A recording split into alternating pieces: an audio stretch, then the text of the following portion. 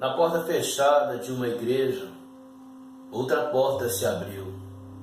Na porta fechada de Wittenberg, a graça de Deus ressurgiu.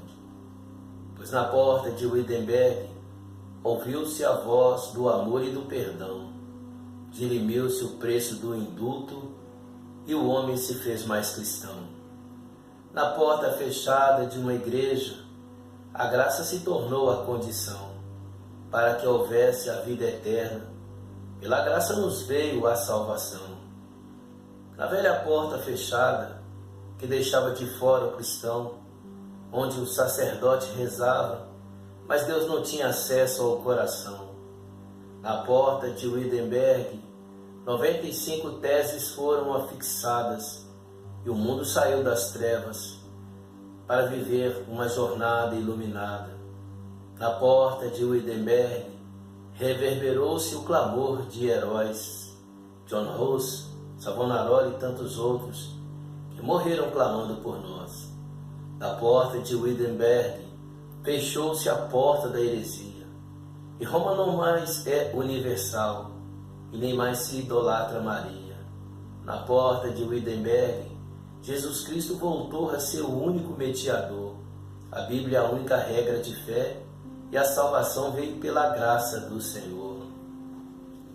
Ah, mestre Lutero, bendito o ventre que te gerou, bendito os seios que o amamentaram, bendito os mestres que o ensinaram, e bendito seja Deus por ter iluminado esses passos seus, honraste o nome de John Wycliffe e de John Hus, vítimas da incompreensão, pois foram vilipendiados, e por amor à verdade tiveram seus nomes desonrados.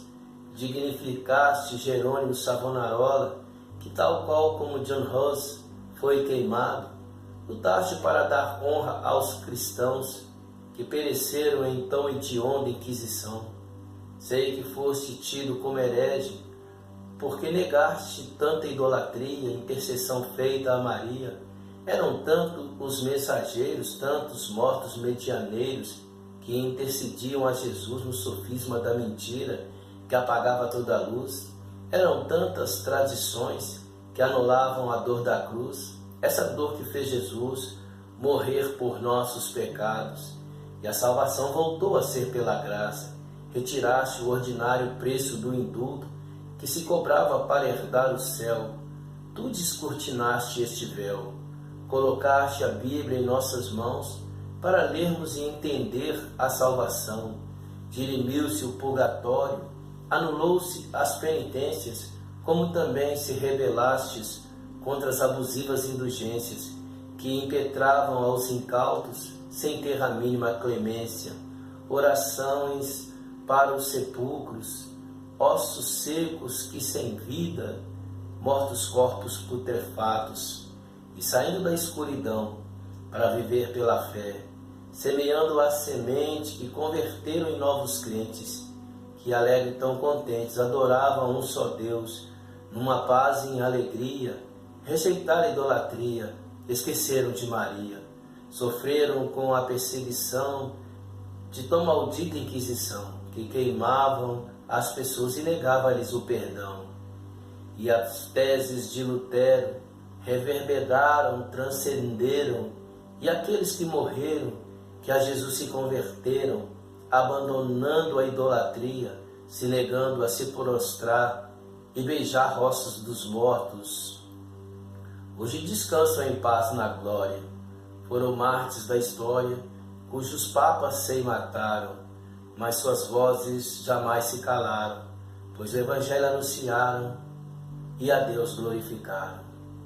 Glorificado seja o nome desse Deus maravilhoso chamado Jesus Cristo, que nos trouxe a salvação através do teu sangue, e eu bendigo o teu nome sempre. Também afirmo que seja Agostinho, seja Martim Lutero, seja o Papa Francisco, ou até mesmo Francisco Xavier, todas as vezes que alguém alinhava o seu pensamento com a transparência, com a inerrância das Sagradas Escrituras, eu terei o imenso prazer de ouvir a sua voz. E nesse imbróglio nós Vivenciamos no século, por volta do século XVI, onde, a começar por homens que fizeram a grande mudança e causaram o grande cisma, entre eles o que é mais protagonizado, mais enfatizado, Martim Lutero. Sei que ele, como homem, teve as suas falhas, em tão pouco procuro endeusá-lo. É por isso que eu fiz questão de dizer que seja Santo Agostinho, seja Martim Lutero, seja o Papa Francisco, o atual Papa, ou ainda que fosse Francisco Xavier, todas as vezes que alguém se alinhar no seu pensamento com a transparência das Sagradas Escrituras, eu terei imenso prazer de ouvir a sua voz. Voz que ecoou nos anais da história, homens como Zwinglio, homens como o próprio João Calvino, ou Knox, enfim, homens que vieram fazer e trazer a grande diferença, homens que arregimentaram o protestantismo, são as vozes da Reforma e posteriormente aqueles que tornaram-se os seus seguidores. Enfim, muito se enfatiza os 5 fundamentos do protestantismo, que reverberaram a sã doutrina e, entendidos de forma corriqueira, eles rotulam como os 5 solas, ou seja, eles enfatizam sempre a sola Escritura, solis Christo, soli gratia, soli fide e soli Deo gloria. Eu louvo a Deus por aqueles que regimentaram, e eu, através das minhas limitações, eu, através do pouco que eu aprendi, daquilo que eu procurei entender acerca desses fundamentos que são imprescindíveis, eu gostaria aqui, neste momento, de fazer uma reflexão sobre os 5 solas. A começar pelo primeiro fundamento, a começar pelo primeiro princípio, ou seja, soli Escritura. O sentido básico e primordial do conhecimento entre o homem sobre Deus manifesta-se exclusivamente por intermédio de sua inerrante palavra testificada nas Sagradas Escrituras, onde uma compilação de textos escritas por homens inspiradas pelo Espírito Santo resgata, orienta, disciplina a uma vida cheia da plenitude deste mesmo Deus. O segundo princípio, o segundo fundamento é soli Christus, ou seja, somente Cristo. O sentido básico e primordial da comunhão entre Deus e o homem se converge na essência e na presença do testemunho de uma só pessoa, que mesmo sendo Deus não priorizou a sua superlativa soberania, com perdão da redundância, e se limitou à ínfima condição humana, onde através desta antropomórfica identidade ofereceu-se como um indulto a todo aquele que se converte seguindo seus preceitos. O terceiro fundamento, somente a graça, soli gratia, o sentido básico e primordial para a preconização soteriológica, fundamenta-se exclusivamente pela incomensurável misericórdia de Deus, outorgando a todo aquele que renuncia aos princípios autossuficientes o direito de usufruir as magnificências advindas da comunhão com o próprio Deus. Soli fide, ou somente a fé, o princípio básico primordial para a consolidação de uma vida repleta da virtude de Deus, é a certeza que não depende de circunstâncias para se evidenciar, mas se evidencia para que as circunstâncias aconteçam. E o último fundamento, tão importante ou talvez mais importante do que todos os outros, creio que sim, soli Deo gloria, somente a glória para Deus. O princípio básico, primordial para a vida e com a vida todos os outros princípios é a consciência plena da soberania de Deus, ao qual todas as coisas se convergem, subjugando-se à sua inquestionável supremacia. Enfim, somente as Escrituras, somente Jesus Cristo, somente a graça, somente a fé, somente a glória de Deus.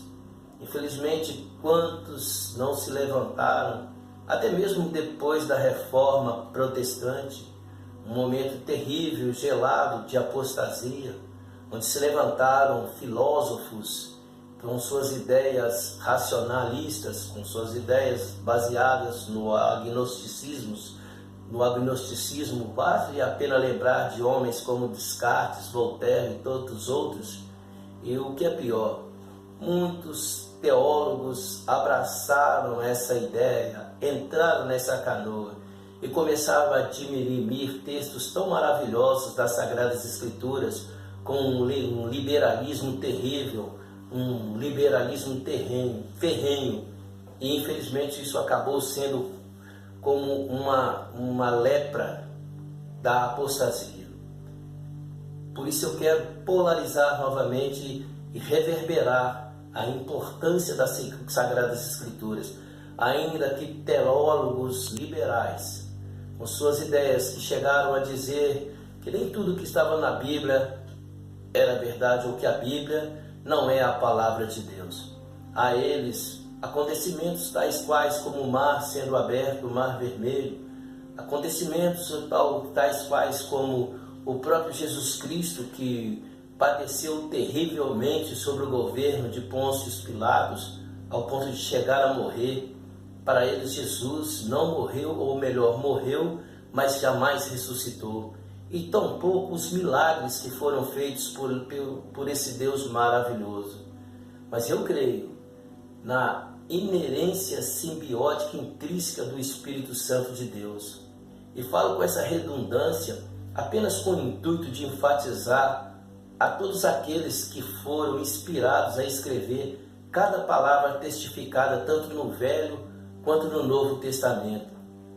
Assim como também creio no gerenciamento proativo desse mesmo Santo Espírito, reputando ou mesmo refutando textos que não haja hegemonia, para que a compilação tornasse algo profundo, profícuo, que são as Sagradas Escrituras. Vale a pena lembrar que o próprio Jesus Cristo deixou uma exortação a respeito dessas Sagradas Escrituras.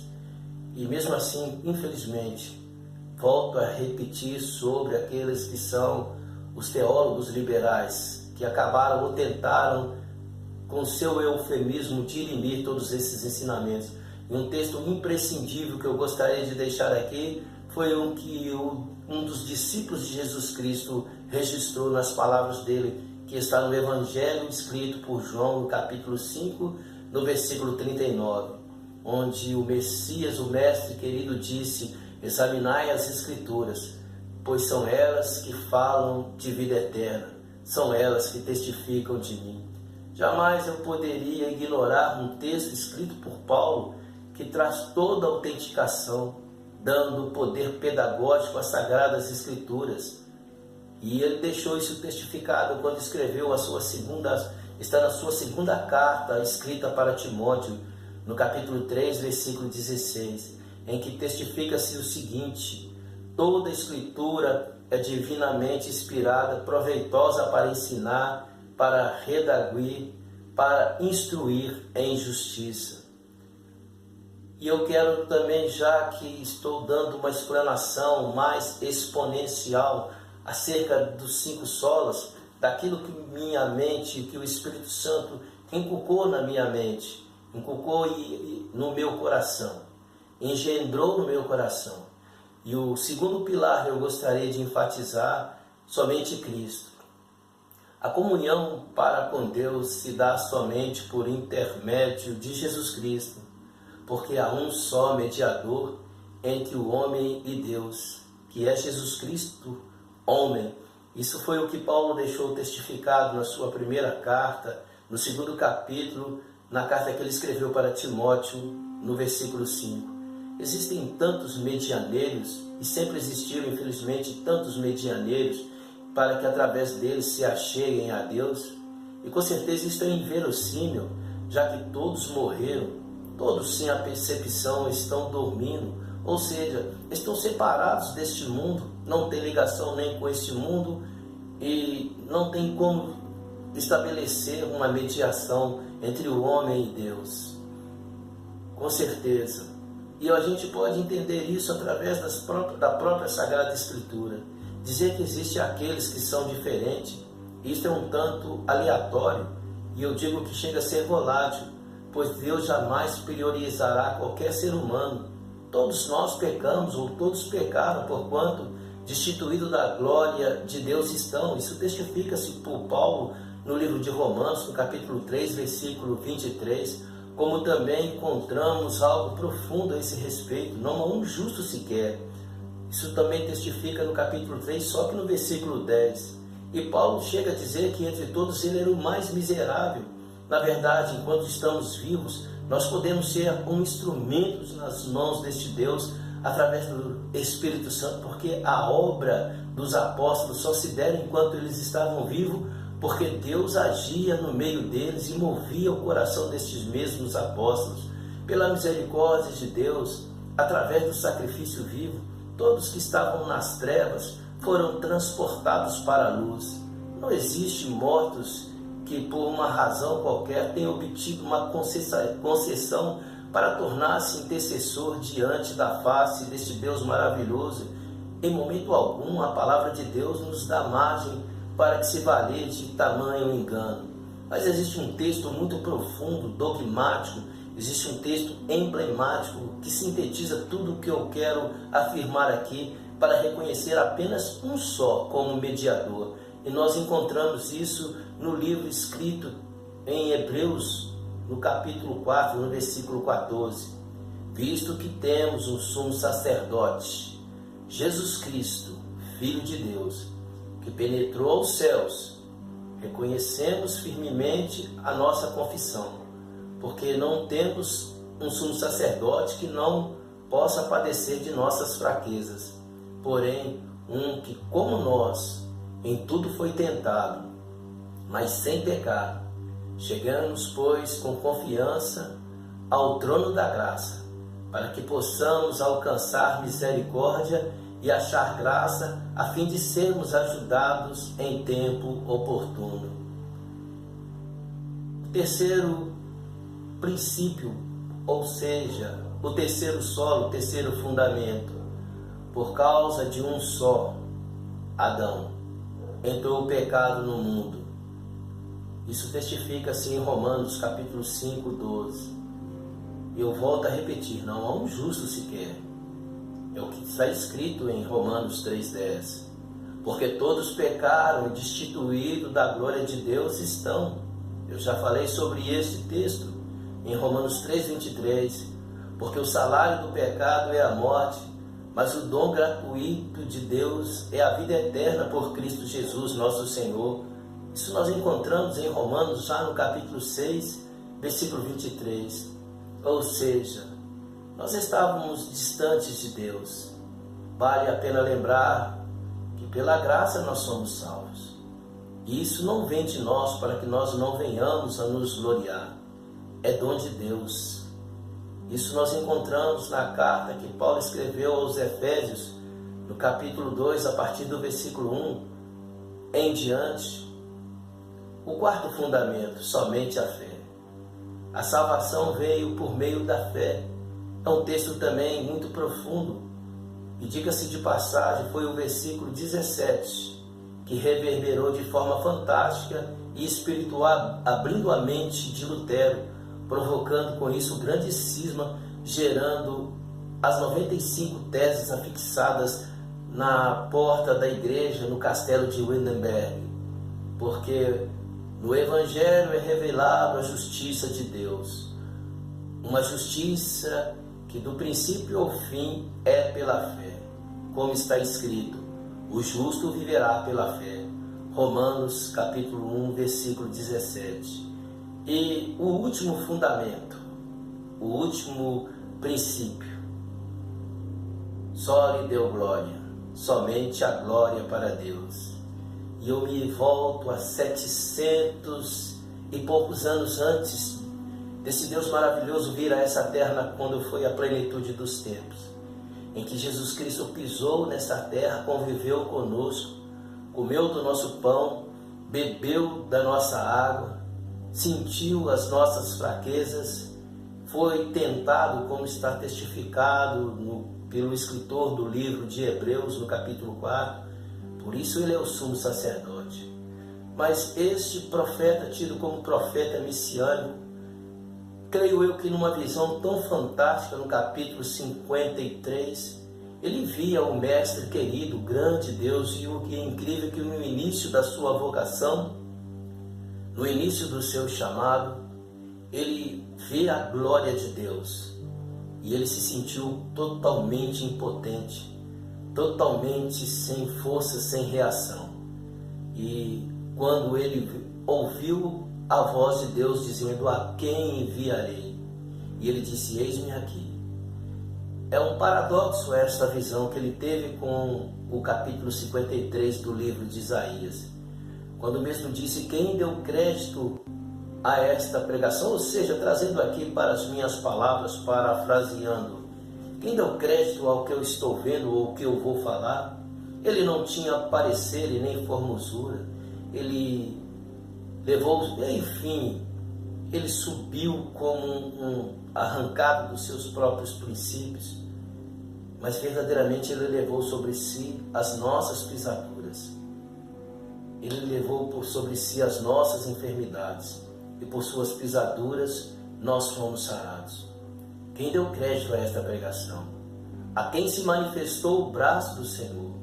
Ele não tinha parecer, ele não tinha formosura, e foi subido como um renovo, como testifica, e eu estou apenas aqui trazendo para minhas palavras, mas nós encontramos todo o texto do sofrimento e da paixão de Cristo no capítulo 53. Mas como eu estou apenas querendo reverberar a glória do Deus maravilhoso, esse mesmo profeta, e eu creio que os teólogos liberais, eles têm um outro propósito, uma outra ideia, segundo o que está testificado no capítulo 40, versículo 12, onde o mesmo profeta messiânico disse: quem mediu na concha da sua mão as águas e tomou a medida dos céus aos palmos, e recolheu numa medida o pó da terra e pesou os montes com o peso dos outeiros em balanças.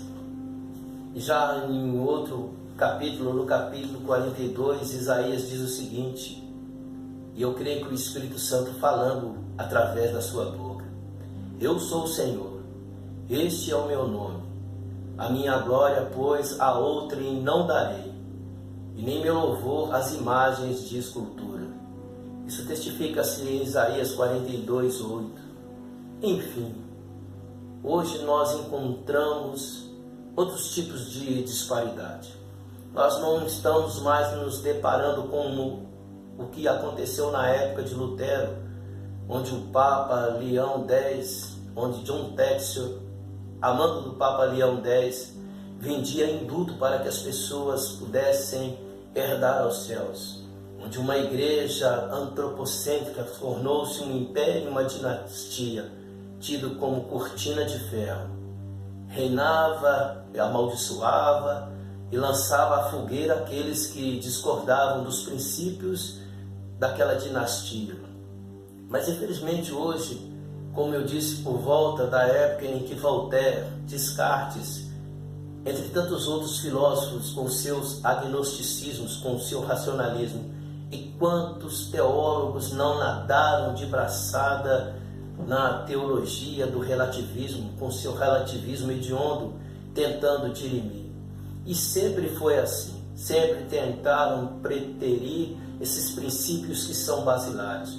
Hoje nós vemos, infelizmente, a liturgia cristã envolvida não só apenas com o liberalismo, mas como também com o relativismo.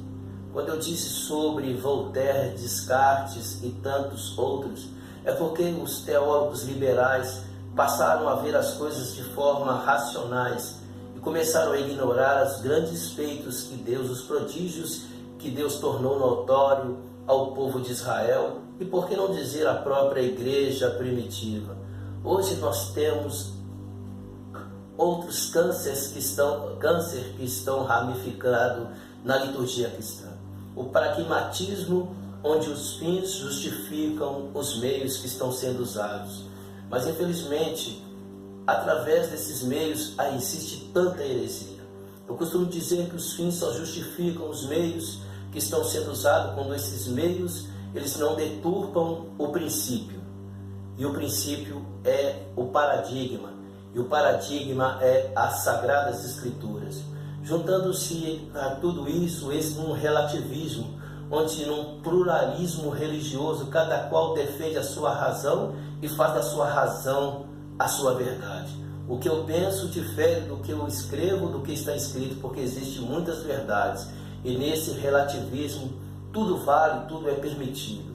Enquanto Jesus, o Mestre, dizia: entrai pela porta estreita, porque larga é a porta que nos conduz à perdição. Infelizmente, juntando-se ao relativismo, este terrível materialismo, insuflado até mesmo pela teologia da prosperidade, onde o homem vai a Deus apenas para conquistar, para possuir, juntando-se a este materialismo, o triunfalismo e o humanismo, que torna Deus apenas um serviçal subalterno, e o homem se torna num antropocentrismo terrível. As igrejas hoje estão tão humanistas, onde os cultos litúrgicos são para satisfazer os egos das pessoas. Cantores, pregadores se vangloriam e se enchem, se entopem e cobram os tubos para ministrarem a palavra, e esquece daquilo que sucedeu, escrito pelo discípulo de Jesus Cristo, João. Quando João falou sobre a ceia que havia sendo feita no capítulo 13 do Evangelho de João, em que Jesus Cristo colocou uma talha e uma toalha e começou a lavar pés por pés, sendo que aquilo era um dos trabalhos mais medíocres, digamos assim. Hoje, infelizmente, e com certeza, Jesus Cristo estava dando uma lição profunda naqueles discípulos que olhavam entre si. Até mesmo o próprio Pedro, que era o mais radical de todos, disse: de forma alguma tu me lavarás os meus pés. No fundo, Pedro queria dizer apenas o seguinte: olha, de forma alguma eu deixarei que tu sejas como um escravo, porque era o serviço mais baixo que existia, já que os escravos ficavam calados ao pé da porta, e a eles a incumbência de lavar os pés segundo a cultura judaica. Mas lá estava o mestre querido, lavando os pés dos seus apóstolos. Mas infelizmente hoje as pessoas cobram os tubos para ministrar, seja uma canção ou seja uma pregação, esquecendo do que significa a palavra servo. É triste e doloroso ouvir isso. É o triunfalismo, é o humanismo, é o materialismo, onde o homem olha apenas para o seu próprio umbigo, onde muitas vezes os nossos líderes, a maioria deles, estão vivendo de forma nababesca, de forma, eu chego a dizer, exagerada, em ostentação, nas riquezas, esquecendo que tudo passará, que passarão os céus e a terra, mas as palavras de Deus jamais passarão. E o que nós teremos para oferecer? Para concluir, para que volte a reconhecer a glória de Deus, para que aqueles que estão aprendendo de forma distorcida, querendo oferecer Deus um tanto para querer três tanto, na tal da oferta do toma lá e dá cá, querendo fazer Deus de um subalterno serviçal. Eu gostaria de deixar um texto escrito por Paulo ao livro de Romanos, no capítulo 11, a partir do versículo 33. Ó profundidade das riquezas, tanto da sabedoria como da ciência de Deus! Quão insondáveis são os seus juízos e quão inescrutáveis são os teus caminhos! Porque quem conheceu a mente do Senhor? Ou quem foi o seu conselheiro? Ou quem deu a ele e deu primeiro a ele para que lhe seja recompensado? Porque por ele, para ele, porque dele, por ele, para ele são todas as coisas. Glória, pois, a ele eternamente. Amém. Que Deus abençoe, que levante homens como Zwinglio. Que Deus abençoe, que se levante homens como João Calvino, como Knox. Que Deus abençoe, que possa se levantar dessa terra homens como Moody, homens como Spurgeon. Que eles não sejam apenas personalidades empoeiradas nas escolas ou nos seminários, mas que o Clube dos Santos, tal qual sucedeu na época de John Wesley, na época de George Whitefield e do irmão de John Wesley, Charles Wesley, formaram o Clube dos Santos. Que Deus possa levantar homens e mulheres determinados, sem legalismo, sem eufemismo e sem heresia, para reverberar, para polarizar o paradigma da liturgia, da teologia, que é Deus e os homens, e para que Deus possa estar intrínseco, inerente, é imprescindível que voltemos à excelência das Sagradas Escrituras, para que compreendamos qual é a boa, agradável e perfeita vontade desse Deus maravilhoso. Isso se testifica por Paulo no livro de Romanos, no capítulo 12, em que ele testifica o seguinte: não vos conformai-vos com este século, mas transformai-vos pela renovação do vosso entendimento, e que assim seja em nome de Jesus. Amém.